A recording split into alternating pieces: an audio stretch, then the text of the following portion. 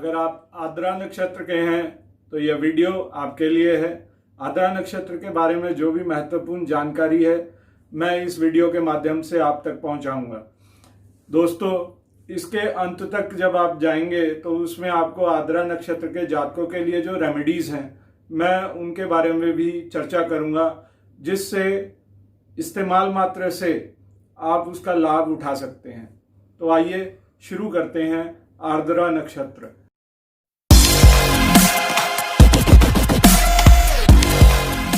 आर्द्रा नक्षत्र is one star constellation, यानी कि एक ही तारा है जिसे शिव के आंसू के रूप में भी जाना जाता है। तो हम ये समझ सकते हैं कि उस आंसू की, उस टीयर ड्रॉप को आर्द्रा नक्षत्र की संख्या दी गई है।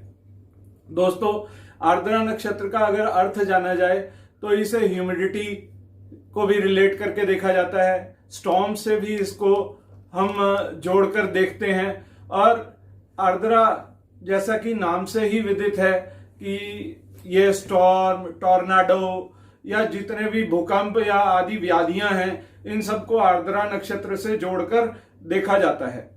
तो दोस्तों, आर्द्रा नक्षत्र का जीवन, जातक के जीवन पर क्या प्रभाव पड़ेगा, इसकी डिटेल में हम चर्चा आगे करेंगे।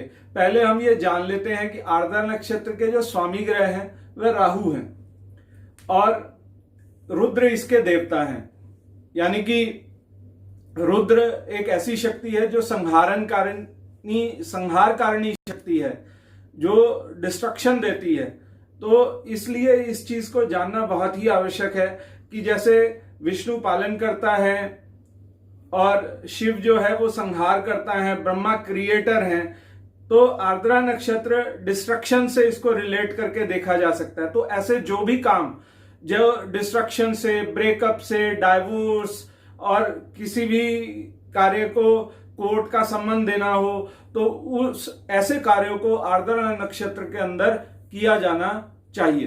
दोस्तों, एक बहुत ही महत्वपूर्ण जानकारी यहां पर मैं आपको देना चाहूंगा कि जो ग्रीस में पिरामिड बने हुए हैं उसकी जो टिप है, उसका जो बेस है, वो पूरा आर्द्रा नक्षत्र के नीचे, यानी आर्द्रा का जो स्टार है उसके ठीक नीचे उसकी टिप है। यानी कि पुराने टाइम में भी लोग ये जानते थे कि उस नक्षत्र की ऊर्जा को इस्तेमाल कैसे करना है, तो उन्होंने वह पिरामिड वहां पर बनाया जहां से वह स्टार कंस्टलेशन स्पष्ट दिखाई देता है।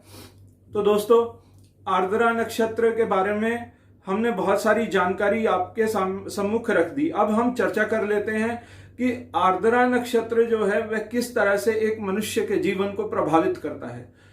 आर्द्रा नक्षत्र जिस व्यक्ति का होता है वह बहुत ही क्रिएटिव हो सकता है, वह बहुत सारी डिफरेंट फील्ड्स में काम करने की उसकी क्षमता होती है, इंटेलेक्चुअल भी होता है, रिसर्चर भी होता है, और बहुत सारी खूबियां उस व्यक्ति के अंदर होती हैं। उसकी ऊर्जा इंटेंस होती है, एक्सट्रीम ऊर्जा होती है, जैसे कि इसे शिव की संहारनकारी शक्ति के रूप में भी देखा जाता है। तो इसकी एक्सट्रीम पॉजिटिज्म और नेगेटिव साइड दोनों को जोड़कर अगर हम चलें, तो अगर हम इसकी पॉजिटिव साइड को लेकर चलें तो यह बहुत ऐसी ऊर्जा देती है जो मटेरियलिज्म भी देती है, लेकिन उसके साथ साथ ये ऐसी इच्छा शक्ति देती है जो आदमी अपनी इच्छा पूर्ति के लिए सब कुछ करना चाहता है। वह ऐसा होता है आर्द्रा नक्षत्र का जातक। लेकिन इन जातकों की जो मैरिड लाइफ होती है वो बहुत ही परेशान जीवन जीते हैं। मैरिड लाइफ को लेके उनकी मैरिड लाइफ कोई इतनी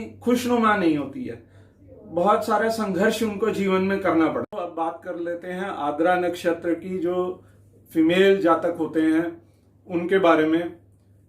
दोस्तों, फीमेल जातकों की शादी में बहुत ही डिले के बाद होती है, काफी लेट होती है इन लोगों की शादियां। लेकिन हाँ, ये मैं पहले ही कह चुका हूं कि ये अपने हस्बैंड के लिए इतनी कंपेटेबल नहीं होती हैं, यानी इनकी मैरिड लाइफ डिस्टर्ब्ड ही रहती है। That is always with Ardra नक्षत्र जातक। तो अब हम बात कर लेते हैं कि इसकी जो पॉजिटिव साइड है उसके लिए हम क्या क्या रेमेडीज का प्रयोग कर सकते हैं। इंफॉर्मेशन मेरे पास तो बहुत है देने के लिए, लेकिन समय उतना पर्याप्त नहीं है, तो मैं शॉर्ट में आपको जो ज्यादा से ज्यादा दे पा रहा हूं आप उसको लेने का प्रयत्न करें। उससे आपको काफी हद तक मदद मिलेगी अपनी जो एस्ट्रोलॉजी करने में। तो दोस्तों, जो आर्द्रा नक्षत्र के जातक हैं उनके लिए ओम ऐम की माला 108 बार करनी चाहिए। एकादशी इसका जो है दिन होता है, यानी कि कृष्ण पक्ष की और शुक्ल पक्ष की एकादशी को इस मंत्र का जाप करना, शिव भक्ति करना आर्द्रा नक्षत्र के जातकों के लिए बहुत ही यूजफुल है। अपनी वार्डरोब के अंदर अगर आप स्पार्कल कलर्स यानी कि जो चमकदार कलर्स हैं उनको ऐड कर सकते हैं।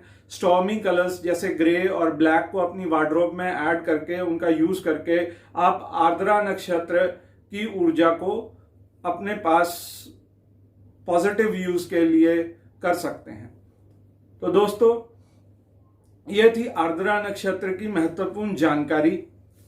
इसमें भी 4 चरणाक्षर कु, घ, ड और छ हैं।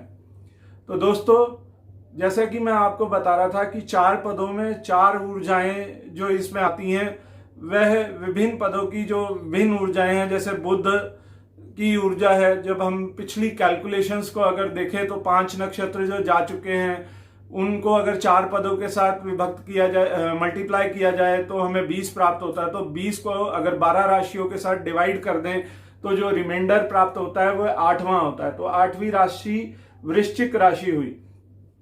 तो इस वृश्चिक राशि तक जो है, इससे पहले का जो नक्षत्र था वह हो जाता है, और उसके अगला नक्षत्र जो आर्द्रा नक्षत्र है वह धनु नवांशा से शुरू होता है।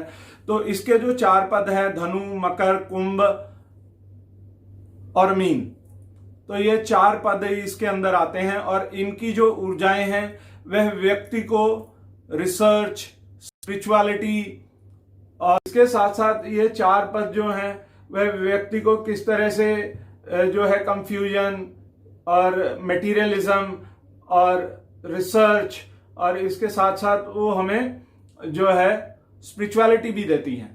तो ये थी आर्द्रा नक्षत्र के बारे में महत्वपूर्ण जानकारी, जिससे आप अपने जीवन को लाभान्वित कर सकते हैं। अगर आपको ये वीडियो पसंद आया हो तो इसे लाइक करें, शेयर करें और सब्सक्राइब करें, और नीचे दिए हुए बेल आइकन को दबाएं ताकि समय समय पर जो महत्वपूर्ण जानकारियां हम आप तक पहुंचा रहे हैं वे पहुंच सकें। Bye bye.